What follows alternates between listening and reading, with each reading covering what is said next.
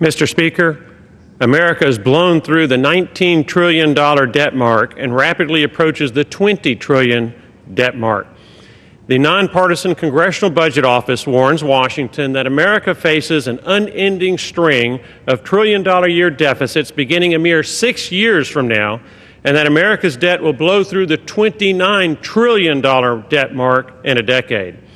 Further, as debt principal and interest rates surge, America's debt service costs will increase by $600 billion a year within a decade. For perspective, $600 billion is more than America spends on national defense, which begs the question, where will that $600 billion in additional debt service costs come from?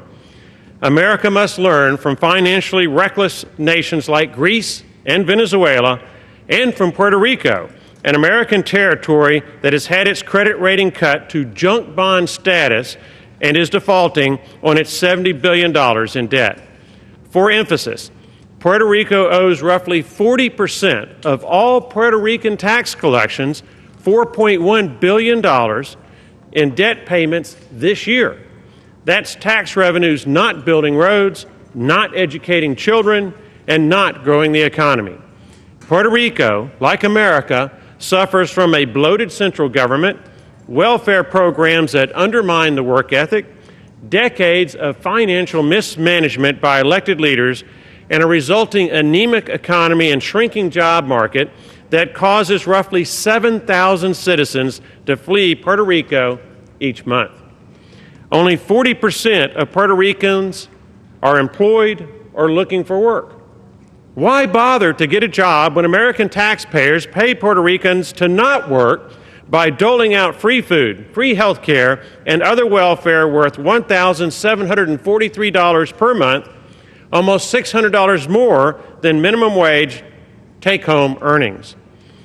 Puerto Rico's debt defaults and resulting economic morass have forced Puerto Rico to delay tax refunds, fire public sector workers, raise sales taxes to a record 11.5%, and close over 100 schools. Unfortunately, these austerity measures and more are inadequate because Puerto Rico's self-serving and financially irresponsible elected officials waited too long. Puerto Rico still cannot pay its bills or creditors. Puerto Rico Governor Alejandro Padilla recently stated that if Congress does not intervene, quote, a humanitarian crisis will envelop the 3.5 million American citizens on the island, end quote. Puerto Rico asked Congress to let Puerto Rico default on its legal obligations via bankruptcy or force American taxpayers to bail out Puerto Rico's decades of financial mismanagement. Never mind that, according to a 2010 Government Accountability Office report, mainland American taxpayers already subsidize Puerto Rico to the tune of $16 billion per year, or roughly $4,500 per Puerto Rican.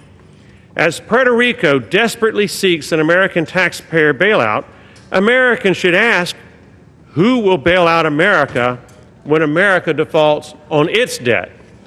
Mr. Speaker, America must learn from Puerto Rico, a territory that is spiraling into bankruptcy and insolvency because of a $20,000 per capita debt burden. A debt burden, I might add, that is 3 times better than America's $60,000 per capita debt burden.